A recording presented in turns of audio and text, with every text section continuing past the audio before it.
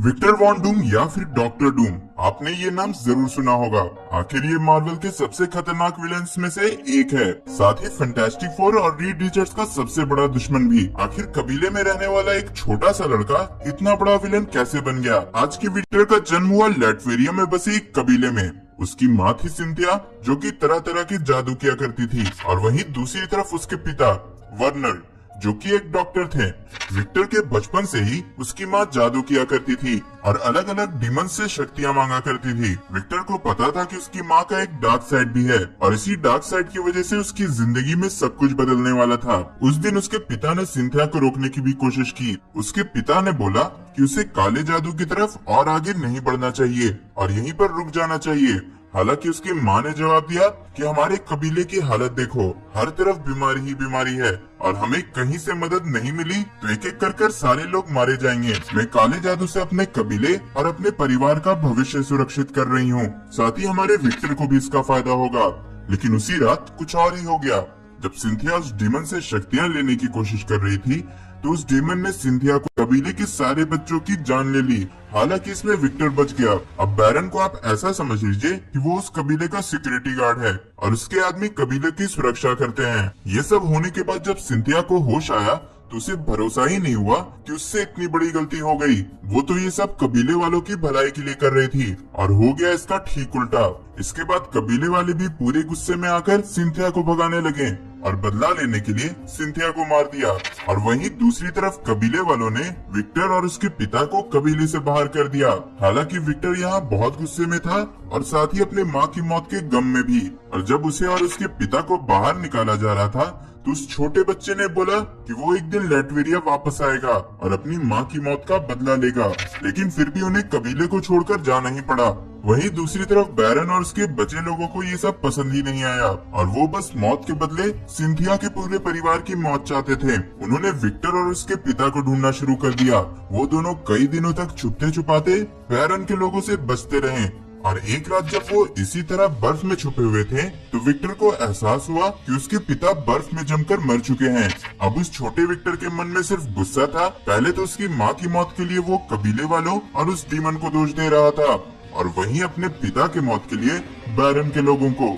उसने एक एक करके बैरन को लोगों को मारना शुरू किया। और वहीं दूसरी तरफ साइंस और मैजिक का सहारा लेके उसने ऐसे ऐसे वेपन्स और डिवाइसेस बनाए जिसके बारे में बड़े बड़े साइंटिस्ट भी नहीं सोच सकते थे। और इसी को देखते हुए उसे एक दिन आगे रिसर्च करने के लिए और पढ़ने के लिए अमेरिका बुलाया गया। यहाँ उसे एक नया मौका मिला अपनी माँ की मौत का बदला लेने का।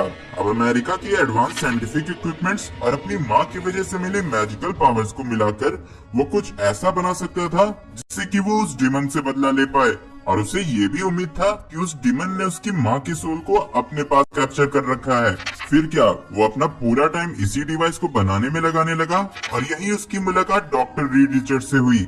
और यही एक ऐसा कैरेक्टर था जो कि दिमाग में विक्टर को टक्कर दे पा रहा था।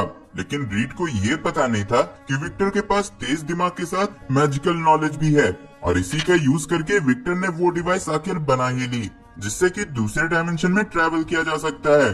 उसने इस डिवाइस का यूज करके उसी डायमेंशन में ट्रैवल किया जहां वो डीमन था, और यहाँ उसे उसकी माँ की सोल भी मिली। लेकिन उस डीमन ने विक्टर पे ऐसा हमला किया कि उसकी वो डिवाइस वहीं पे नष्ट हो गई और पूरे बिल्डिंग में जोरदार धमाका हुआ। अगले दिन जब उसको होश आया तो उसे पता चला कि उसका चेहरा बुरी तरह से जल चुका है और कॉलेज के अंदर हुए हादसे के कारण उसे वहाँ से भी निकाल दिया गया है। इसके बाद से ही अपने चेहरे को देखकर विक्टर को हमेशा उसी डीमन की याद आती थी और उसे एहसास होता था कि वो हार चुका है और अपनी माँ को नहीं बचा पाया। इसके बाद से वो नॉलेज गेन करने के लिए पूरे दुनिया में इधर उधर ट्रैवल करने लगा और फाइनली वो इंडिया से होते हुए हिमालय पहुंचा, जहां उसे पता चला कि हिमालय की चोटी पर कुछ मॉन्क्स रहते हैं जिनके पास एंशिएंट मैजिक और साइंस का नॉलेज है। फिर क्या, बिना किसी देरी के वो उन तक पहुंचने के लिए बढ़ा और उन तक पहुंचने के लिए उसे बहुत कठिन रास्तों से गुजरना पड़ा। और जब वो उन मॉन्क्स के पास पहुंचा तो वो सब आश्चर्यचकित रह गए। उन्होंने बोला कि तुम पहले मोटल हो जो कि यहाँ तक पहुंच पाए। इसके बाद से कई महीनों तक वो मॉन्क्स उसे अपनी नॉलेज देते रहे और साथ ही उसे उसका आइकॉनिक आर्मर भी दिया गया। और अब विक्टर वॉन डूम को डॉक्टर डूम के नाम से जाना जाने लगा। यहाँ से सीधे पहले वो लैटवेरिया गया और अपने कबीले के साथ ही उसने उस पूरी कंट्री पे कब्जा कर लिया और बना वहाँ का किंग। और अपने मैजिकल पावर्स का इस्तेमाल करके उसने फिर से उस डेमन से लड़ाई की, लेकिन इस बार फर्क सिर्फ इतना था कि इस बार वो जीत गया और अपनी माँ की सोल को फ्री कर पाया। आगे की कुछ कॉमिक्स में ये भी रिवील किया गया कि वो डेमन कोई और नहीं बल्कि मेफिस्टो था।